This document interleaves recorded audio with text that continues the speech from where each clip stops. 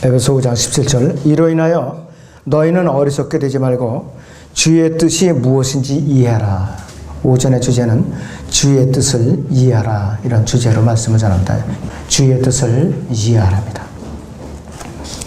사람들이 주의 뜻이 뭔가 주의 뜻이 뭔가 많은 사람들이 입으로는 이구동성 떠들어 대지만은 정작 주의 뜻이 뭐냐 물어보면은 대부분이 몰라요. 모른다가 대답해 모른다가. 교회 오래되면서 주의 뜻이 뭐죠? 물어보면 글쎄요. 모르죠. 목사님은 아시겠죠. 저야 뭐 압니까? 이런 식으로 대답을 해요. 잘못된 생각이에요. 말씀을 올바로 배운 사람들은 주의 뜻을 확실하게 알고 있어야 돼요. 그래서 오늘 이번 시간에 제가 한 6가지 정도로 정돈을 해서 주의 뜻이 무엇인가 일목요연하게 전해드리고자 합니다. 주의 뜻 첫째는 구속서약을 완성하는 일이었어요. 구속서약을 완성하는 일. 고린도후서 5장 15절을 보겠습니다. 고린도후서 5장 15절을 보겠습니다.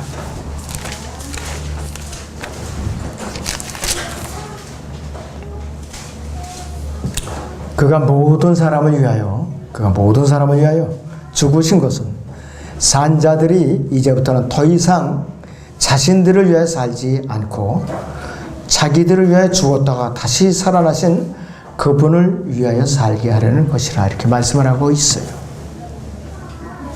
예수 그리스도께서는요 모든 사람을 위하여 죽으셨어요.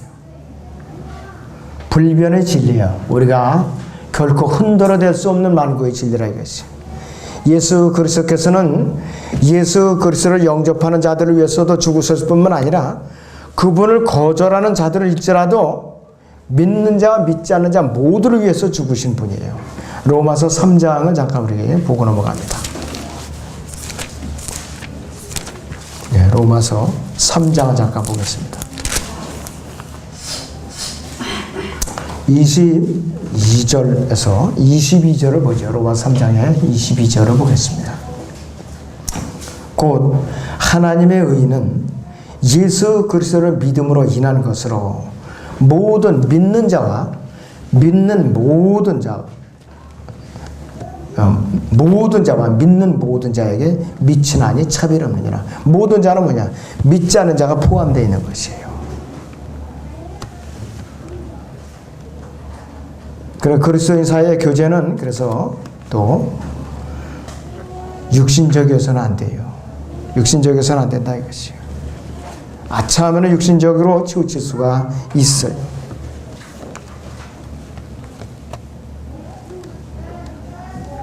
진정한 그리스도인의 교제의 중심에는 반드시 예수 그리스도가 중심이 되어야 되고 성경이 반드시 중심이 되어야 돼요. 성경이. 그래서 잡다한 일로 교제 시간을 아깝게 낭비하면서 예수 그리스도와 성경에 대한 주제가 완전히 빠져 있다면 그 교제는 그냥 일반적인 세상 얘기밖에 안 돼요. 그리스도인들의 교제는 눈에 드러나게 보이는 교회 건물이나 여러 가지 프로그램이나 조직 같은 것이 아니라 이것이에요. 여전히 육신적인 것에 불과하고 또 바람직하지 않은 교제라 이것이에요. 그래서 한 인간의 됨됨이를 판단하는 기준은 겉모습이 아니죠. 물리적인 몸은 죽게 되어 있다 이것이에요. 그래서 예수 그리스도 안에는 이 새로운 생명은 영적이기 때문에 굳이 겉모습으로 드러나 보이기 위해서 이렇게 가공을 할 필요가 없다 이것이. 속사람이 중요하다 이것이.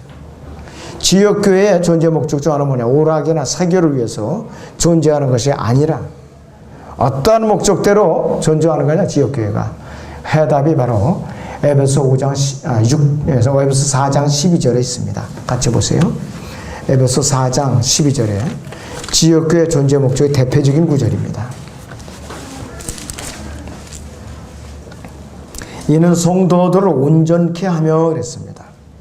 섬기는 일을 하게 하고 그리스도의 몸을 세우게 하여 그랬습니다. 성도들을 온전케 하며 섬기는 일을 하게 하고 그리스도의 몸을 세우게 이렇게 하며 이렇게 기록되고 있어요. 3가지로 이야기되어 있어요. 신실한 그리스도는 더 이상 육신을 입은 예수 그리스도의 생명에 매달리지 않은 것이요. 이제는 우리는 부활해서 셋째 하늘에 올라갔어.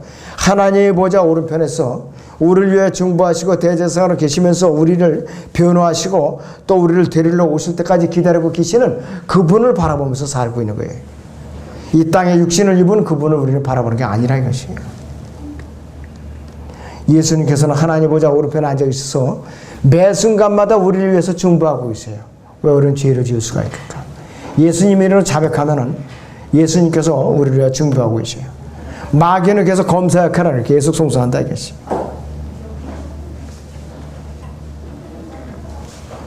그와 동시에 예수 그리스도께서는 우리 안에 계시고 우리는 그분 안에 계시잖아요. 저 안에 있다 이것이. 우리는 주님의 몸의 일부고 예수 그리스도께서는 그분의 몸의 머리세요. 그러니까 우리는 그분의 몸의 지체이고 예수 그리스도께서는 멀리 너무나도 아주 멀리 떨어져 있는 은하계와 여러 별자리와 성운들과 행성들을 지나서 누구를 위해서 이 땅에 오셨는가? 여러분들을 위해서 이 땅에 오신 거예요. 우리 몸 안에 성령으로 들어오시기 위해서 그 이 낮고 천한 땅으로 내려오신 거라 이것이에요. 높고 높은 데서.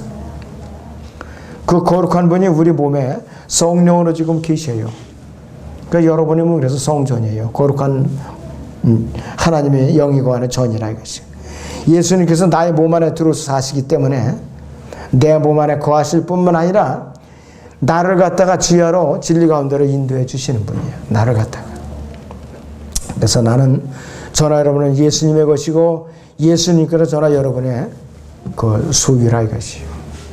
그러니까 여러분께서 잠시라도 내가 예수님의 소유고 예수님의 나의 소유다.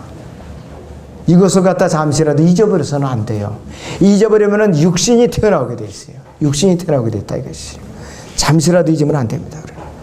신비 아니에요. 어떻게 까먹고 하나님의 보좌의 오른편에서 은하계를 지나셔갖고 어떻게 내 몸에까지 이렇게 들어와서 계시는가. 이 신비가 아닐 수가 없어요. 골로새 1장 27절을 보시죠. 여러분들. 골로새 1장 27절을 봅니다.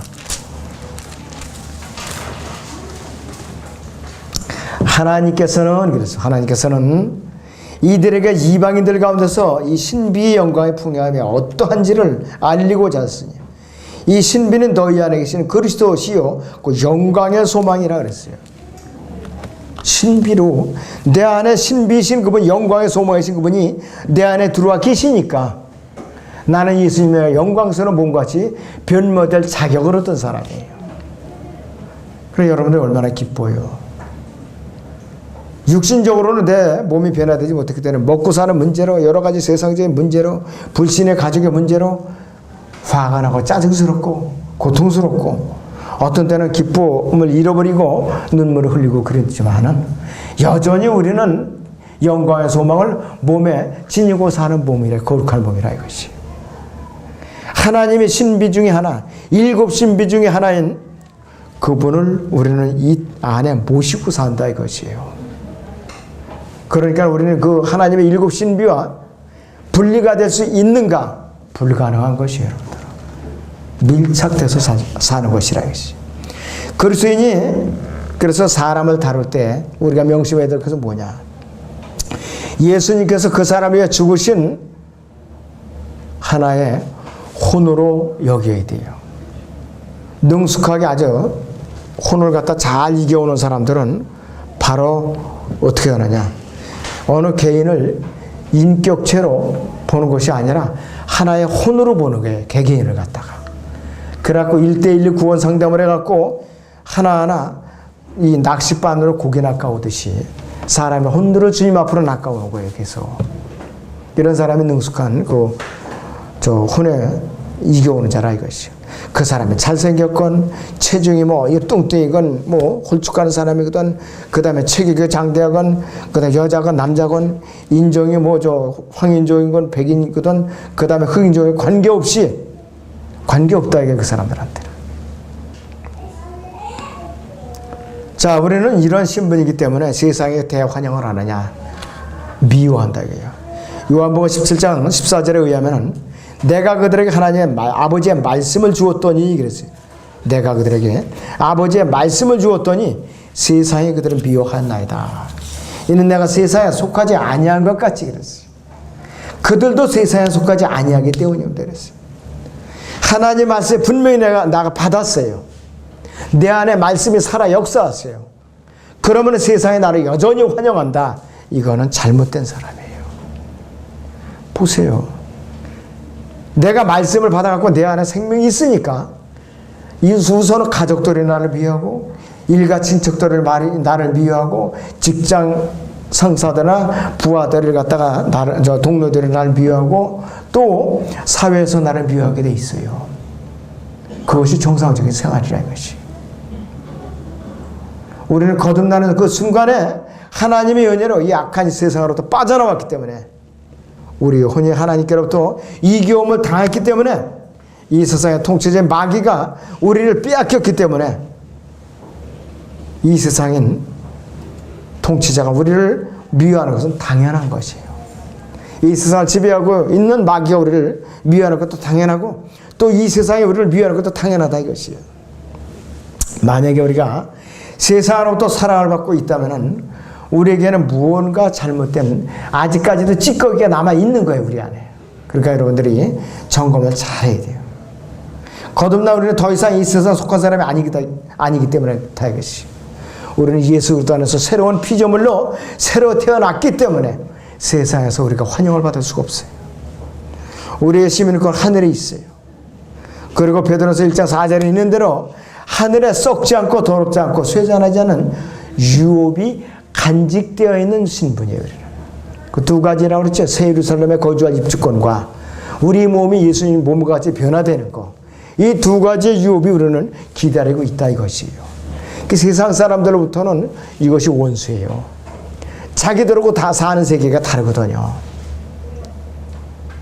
생각이 다르고 마음이 다르고 방향이 달라요. 우리하고. 그러니까 세상하고 우리가 너무 잘 어울린다. 성경적으로 안 돼 있는데 나는 세상 하나 이렇게 형통하고 이렇게 성공을 했고 나는 이렇게 지금 잘 살고 있다. 또 이렇게는 환영을 받고 있더라. 이렇게 간증을 하고 돌아다니는 사람이 있다면 그 사람은 가짜예요. 뭔가 생각해 봐야 돼요. 은사주의자들한테는 가능한 말이에요. 이 사람들한테는. 어떻게 하면 복을 받는가? 예수 믿고 나서 맨날 찢어지게 가난하게 산다면 그 사람은 뭔가 축복을 못 받고 있다. 이렇게들 얘기를 하죠. 그 사람들은. 그게 또 안달이 나갖고 어떻게 하면 복을 받을까 그냥 몸부림치고 돈을 꼬다가 없는 돈에 그냥 헌금을 갖다가 억지로 내고. 지난번에 그 일본 그 친아마주 이상호 목사님 와서 그랬죠. 은사주의 1000명이나 되는 은사주의 목사가 있다가 성도에 왔는데 성도들은 점점 더 가난하게 되더라 이거예요. 자기가 그거를 목격했다고 그러잖아요. 예수님께서는 처음부터 세상에 속하지 않은 분이에요. 구원받은 성령으로 또 거듭나서 하나님의 자녀가 된 우리는 예수님께로부터 하나님의 말씀들을 받았다 이것이에요. 하나님의 자녀가 된 우리는 이 예수님께로부터 하나님의 말씀을 이제 받았기 때문에 이 세상에 속하지 않기 때문에 하나님의 말씀이 없으면 살아갈 수 없어야 정상인데 말씀이 없어도 편안하게 사는 사람들이 있더라 이것이에요. 요거는 성별이 안 된 사람이죠. 세상에서. 이러한 이유 때문에 세상이 우리를 미워하는 것이에요. 왜? 세상은 진리를 미워하니까. 진리는 바로 예수 그리스도라 이것이.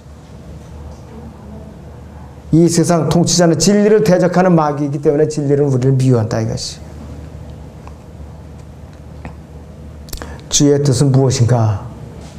어떻게 이해해야 되는가? 두 번째는 믿는 자들에게 영생을 얻게 하는 것이 주의 뜻이에요. 예수님을 영접하는 자들에게 영생을 얻게 하는 것이 주의 뜻이라 이것이. 이것은 하나님의 직접적인 뜻이에요. 좀 긴 문장인데 여기 요한복음 6장 38절부터 보죠. 요한복음 6장 38절에서 40절을 같이 보겠습니다. 이는 내가 하늘에서 내려온 것은 내 자신의 뜻을 행하려는 것이 아니요 나를 보내신 분의 뜻을 행하려 함이라. 이것은 나를 보내신 분 아버지의 뜻이니 즉 그분께서 내게 주신 모든 사람을 하나도 잃지 않고 마지막 날에 다시 살리는 것이라.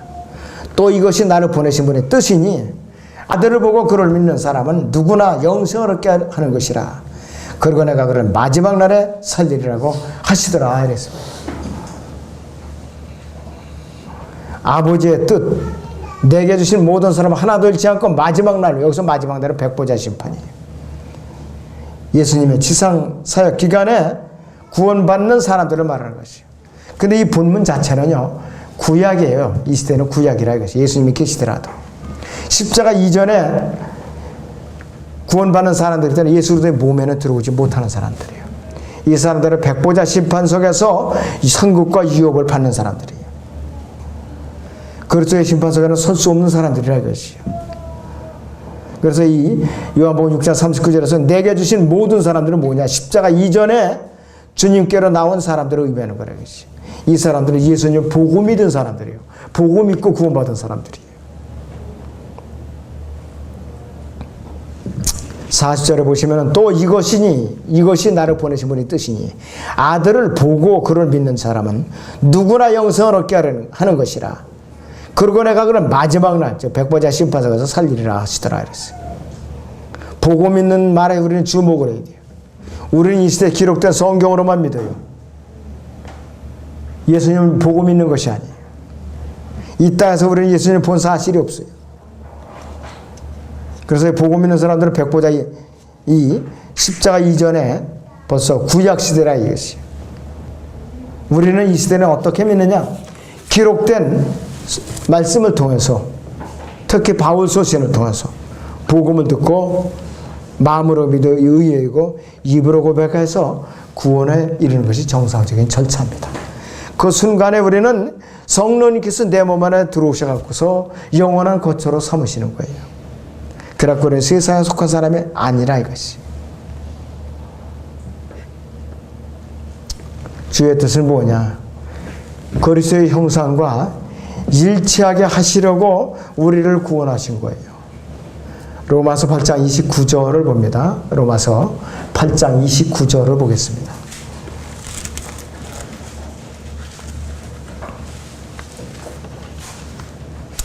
그분께서는 미리 아신 자들을 자기 아들의 형상과 일치하게 하시려고 또한 예정하셨으니 이는 그런 많은 형제 가운데서 첫 태생이 되게 하려 하심이니라. 이렇게 말씀을 하고 있어요. 미리 아신 자들은 하나님께서 어떻게 하셨는가 이것이. 어떻게 구원하셨는가 이것이. 하나님께서 미리 아신 자들을 자신의 아들의 형상과 일치하게 하시려고 예정을 하셨는데 어떻게 하셨느냐면 예수 그리스도 안에서 예정하셨다 이것이. 예수님을 믿을 때에 두 가지 일이 일어나죠. 첫째는 하나님의 자녀를 입양이 되고 두 번째는 하나님의 아들이신 예수 그리스도의 형상과 일치되는 그 역사적인 사건이 일어나요. 하나님의 아들로 입양된다 이것이요. 자, 에베소 1장을 보죠. 4절에서 7절을 보겠습니다. 예수님을 믿는 순간에 내가 예수 그리스도 안에서 입양이 되는 거예요. 예정이 되는데 어떤 시대느냐? 하나님께서 세상에 기초를 놓으시기 이전에 우리로 사랑 안에서 그분 앞에 거룩하고 흠없게 하시려고 그리스도 안에서 우리를 택하시오. 하나님의 기쁘신 뜻에 따라 예수 그리스도를 통하여 우리를 자신의 자녀로 입양할 것을 예정하셨으니 이는 하나님께서 그 사랑하시는 이 안에서 우리를 받아들이신 그의 은혜의 영광을 찬양케 하려 하심이니라. 그 사랑하시는 이 안에서 우리가 그의 은혜의 풍성함을 따라 그의 보혈을 통하여 구속과 죄들의 용서를 받았느니라.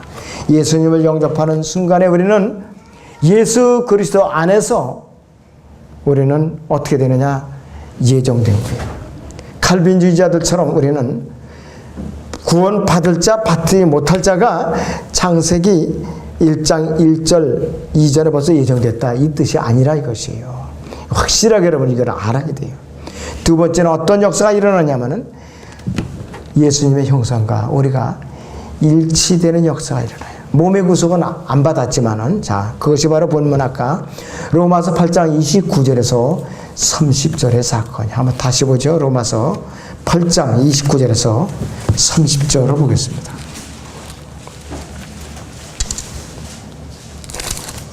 그분께서는 미리 하신 자들을 자기 아들의 형상과 일치하게 하시려고 또한 예정하셨으니 이는 그는 많은 형제 가운데서 첫 대생이 되게 하려 하심이니라.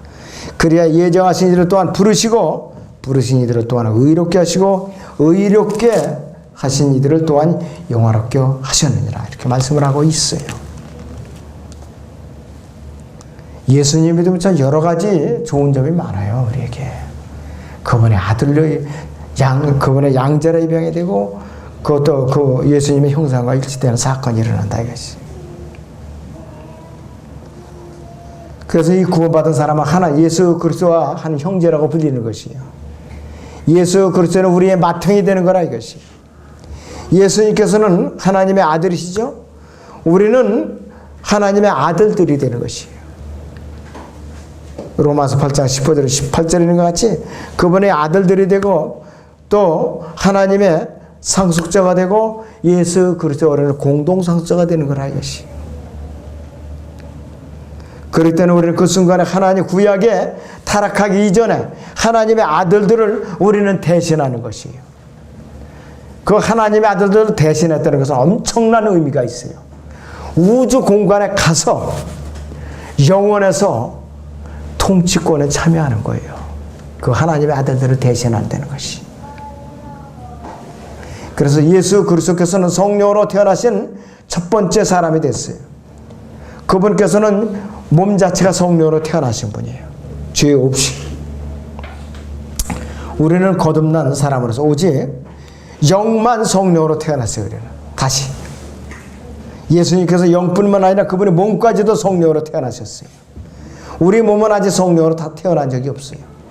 휴거될 때 몸의 구속을 받을 때 우리 몸은 성령으로 다시 태어나요. 이것이 몸의 구속이에요. 바로. 그래서 우리는 몸의 구속을 기다리고 있어요. 주님은 그래서 속히 오셔주셔야 돼요. 우리 몸도 성령으로 다시 태어나야 돼요. 그러면 우리는 여행을 가요. 얼로 우주로 떠난다 이것이에요. 바로. 휘발유 한 방울 없어도 비싼 이제 티켓 이제 사지 않아도 그냥 전쟁하듯이 예매하듯이 컴퓨터에 들어가서 그냥 인터넷에 표 안 사도 간다고. 좋은 좌석 나쁜 좌석 그냥 서로 골라 잡으려고 악을 쓰고 그러지 않아도 간다 이거예요. 얼마나 좋은 여행이에요. 앞으로 여러분. 우리는 그 여행을 준비하고 있는 사람들이에요. 참 여러분도 수지 맞은 사람들이에요. 얼마나 좋은 일이에요 이것이. 주의 뜻은 네 번째 주의 뜻은 믿는 자들을 진리로 거룩하게 하시는 것이 주의 뜻이에요. 요한복음 17장을 보겠습니다. 17절에서 20절을 보죠.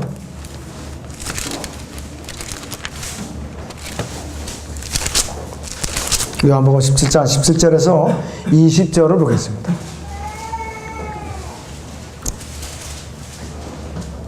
아버지의 진리로 그들을 거룩하게 하여 주옵소서. 아버지의 말씀은 진리이니이다. 아버지께서 나를 세상에 보내신 것 같이 나도 그들을 세상에 보냈사옵니다. 또 그들을 위하여 나는 나 자신을 거룩하게 하오니 이는 그들도 진리를 통해 거룩하게 되기 위함이니이다. 그러나 나는 이들만을 위하여 기도하는 것이 아니었고 그들이 말을 통하여 나를 믿을 사람들도 위한 것이옵니다. 교회 시대 갈보리 십자가 이후에 성령으로 태어난 사람들을 위해서도 그렇게 이제 기도한다 이것이. 겟세마네에서 그분의 갈보리 십자가의 죽음을 앞두고 이렇게 기도한 것이. 성경에서 거룩하게 한다는 것은 성결케 하고 성별케 한다는 의미가 있어요. 성경에서 말씀하는 진리는 하나님의 말씀이신 예수 그리스도를 의미하는 거라 이것이요.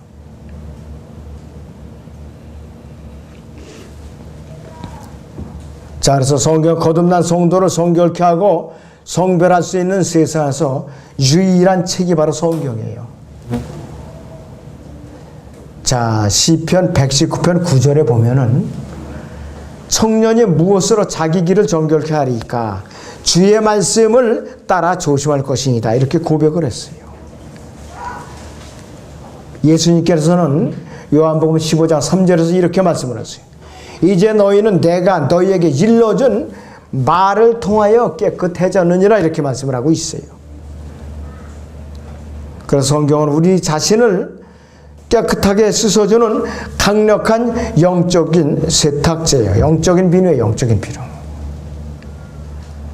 어떻게 우리가 깨끗해지느냐? 에베소 5장 26절에 의하면은 이는 그가 교회를 말씀에 의한 물로 씻어 거룩하고 깨끗게 하신다고 그랬어요. 말씀에 의한 물로. 성경은 주님의 성전인 그리스도인의 몸을 깨끗이 씻어주는 영적인 고급 비누예요. 돈 주고 살 수가 없어요. 세상에는 존재할 수가 없어요. 거듭난 성도에게만 자격이 있는 기록된 말씀. 이것이 영적인 고급 비누예요. 돈으로 이게 환산이 안 된다 이것이. 세상의 비누 아무리 깨끗해도 잘 닦았어요. 몸을 잘 닦았어요. 하루만 지나봐서 요즘 같은 복도 위에 하루만 지나봐요. 땀 냄새가 나죠. 아무리 고급 비누를 해도. 그러나 말씀의 비누를 씻으면 씻을수록 우리 몸에는 그리스도의 향내가 나는 것이에요. 그리스도의 향기가 나게 돼 있어요. 자, 그래서 하나님의 말씀, 진리이신 하나님의 말씀이야말로 속 사람을 예리하게 살피고 정결케 하는 강력한 도구예요. 성경 우리 자신의 뱃속에 들어있는 더러운 것들을 말끔히 씻어내는 또 아주 강력한 세척제라 이것이에요. 성경을 읽지 않을수록 우리 몸은 아주 더러운 냄새가 나게 돼 있어요. 영적으로 아주 찌든 냄새가 난다 이것이. 정결케 되기를 진심으로 한다. 성경을 읽고 묵상하고 올바로 나누어서 공부하면서 말씀을 마음판에 새기고 기억하고 실생활에 적용하고 말씀들을 실행하면은 우리는 어떻게 된다? 그리스도의 향내가 저절로 나게 됐다 이것이. 그리고 시간이 지남에 따라서 우리의 뱃속에서 우물들이 다 씻겨나오고 그리스도의 향기만을 풍기게 돼 있다 이것이. 여러분들 이래도 말씀을 읽지 않고 자꾸 핑계를 대겠느냐 이것이요. 읽어야 되겠죠. 오늘부터 집에 돌아가시고는 나에게서 그리스도의 향기가 한껏 풍겨나는 대로 부지런히 말씀을 읽고 묵상하셔야 돼요. 주의 뜻은 다섯 번째는 마음에 설레는 목표가 있어요. 하나님의 자녀들로 하여금 우주 공간을 다스리게 하는 것이 주의 뜻이에요. 우주 공간을 다스리게 하는 것. 에베소 1장 23절을 봅니다. 에베소 1장 23절.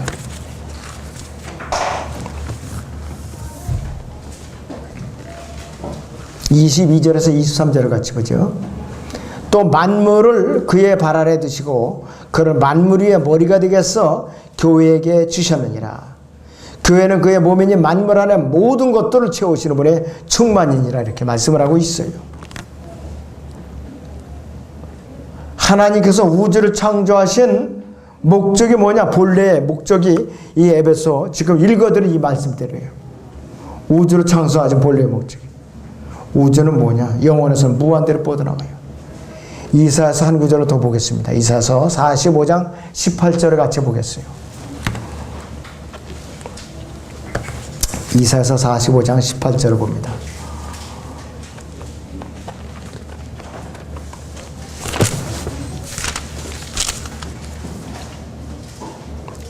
하늘들을 창조한 주가 이같이 말하노라. 하나님은 스스로 땅을 조성하고 만들었으며 그는 그것을 견고히 세우되 헛되이 창조하지 아니하였으니 사람이 거주하도록 조성하였느니라. 나는 주라 아무도 다른 이가 없느니라 이렇게 말씀을 하고 있어요.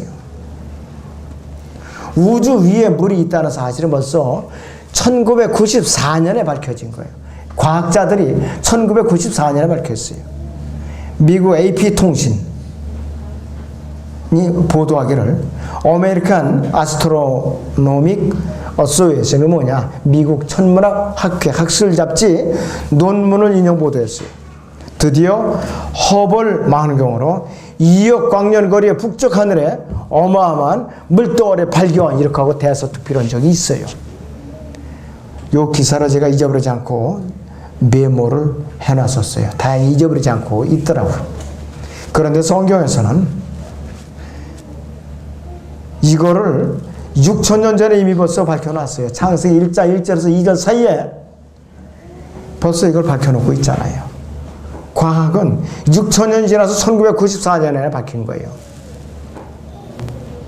성경에 기록된 대로 순수하게 올바로 믿는 사람들은 오래전부터 이거를 알고 있는 사실이에요. 그래서 이 욥기 41장 31절에 32절에서는 거대한 기품이라고 표현하고 있는데, 이 기품의 바닷속을 리비아단이 헤엄쳐 다니고 있다고 그래요. 그는 기품을 솥같이 끓이며 그랬어요. 그는 바다를 향기름 솥같이 만드는도다. 그는 자기 뒤에 빛을 내는 길을 만드나니 보는 사람이 기품을 회백색이라고 생각하는도다. 킬로미터 수로 한 사람은 여러 번 말씀드렸지만 리비아단의 길이가 56만 3천 킬로미터 추정치, 허리 두께가 둘레가 얼마냐? 640km. 그게 은하계는 그냥 휘젓고 다니니까 은하계에 물결 치듯이 흔들리죠. 여름 하늘에 보면 은하계가 그렇게 된다 이것이. 그런데 이 리비아단을 개역 한글성경 보면 악어로 돼 있어요. 요즘 것도 마찬가지로 나온 한글성경 다 변경해서 다 악어라 이것들. 그럴 때는 리비아단을 알 수가 없어요. 그런데 백보자 심판 끝나고 우주가 정화될 때는 이 기품이 없어진다 이거예요. 기품이 없어요. 요한계시록 20장 13절에서 24절 사이에 바다도 그 안에 있던 죽은 자들을 넘겨주고 또 사망도 지옥도 그들 안에 있던 죽은 자들을 넘겨주니 그들이 각자 자기들의 행위에 따라 심판을 받으며 사망과 지옥도 불못에 던져지 이것이 둘째 사망이라 그랬어요. 그러면 하나님께서 이 기품의 바다를 왜 만들어 놓으셨는가? 왜 만들어 놓으셨는가? 하나님과 피조 세계를 구분짓는 하나님의 임재 가운데서 떨어져 나가서 죄 가운데 있는 인간과 격리시키기 위해서 기품의 바다를 만들어 놓으신 거예요. 그런데 백보자 심판이 끝나고 영원으로 이제 가기 위해서는 우주를 정화시킬 때에 이제는 더 이상 바다가 필요 없기 때문에 없애버리는 거예요. 인간과 하나님과의 관계를 갖다가 이제는 격리시킬 필요가 없기 때문에 바다를 없애시는 거예요. 그때 가서야. 그래서 이 시대에는 죽은 죄인들은 물 아래 갇혀 있을 수밖에 없어요. 하나님께서 노아에게 방주를 만들라고 명령하셨는데 이 방주는 뭐냐겠어요. 하나님의 백성에게 심판으로부터 피난처가 됐을 예수 그리스도의 예표로 말하는 것이요. 교회 시대에 교회가 주님을 만나기 위해서 셋째 하늘로 끌려 올라간 뒤에 이 땅에 대환란을 통과한 이 남은 자들을 예표하는 거라 이것이요. 그리고 현재 이중적으로 적용하면 교회 안에 들어와 있는 우리 성도들의 현재 상태를 나타내기도 한다 이것이. 그래서 창세기 6장 14절에 보면 역청이라는 것이 영어 킹제임스는 빛이라고 그래요. 그런데 레위기 17장 11절에서는 속죄라고 하는데 어톤먼트라고 하는데 히브리어로 같은 단어입니다. 같은 단어. 죄를 덮어주다 이것이 바로. 그래서 이 심판이라는 물을 맞고 그리스도 안에 있는 성도들의 처지가 안전하고 복된 것이 되도록 해주는 것이 바로 속죄라는 말이에요. 주의 뜻 여섯 번째를 제가 소개해드리면은 그분의 아들들에게 찬양을 받으시기 위해서, 그분의 자녀들에게 찬양을 받으시기 위해서 그분께서 우리를 구원해 주신 거예요. 이것이 바로 주의 뜻이라 이것이요. 지난번에 우리 시편 150편 1절에서 6절을 읽었죠. 한번 오늘 다시 읽죠. 시편 150편 1절에서 6절을 읽습니다.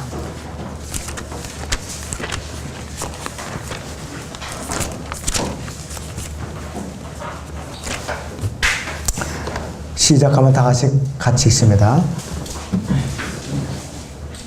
다 같이 읽습니다. 시작. 너희는 주를 찬양하라. 그 성소에서 하나님을 찬양하고 그의 권능의 창공에서 그를 찬양하라. 그의 고성하신 행적들로 인하여 그를 찬양하며 그의 뛰어난 위대하심을 따라 그를 찬양하라. 나팔 소리로 그를 찬양하며 솔토리와 하프로 그를 찬양하라. 탬버린과 춤으로 그를 찬양하며 현악기들과 오르간들로 그를 찬양하라. 큰 소리로 내는 심볼지로 그를 찬양하며 높은 소리 내는 심볼지로 그를 찬양하라. 호흡이 있는 모든 것들로 주를 찬양케 하라. 너희는 주를 찬양할지어다.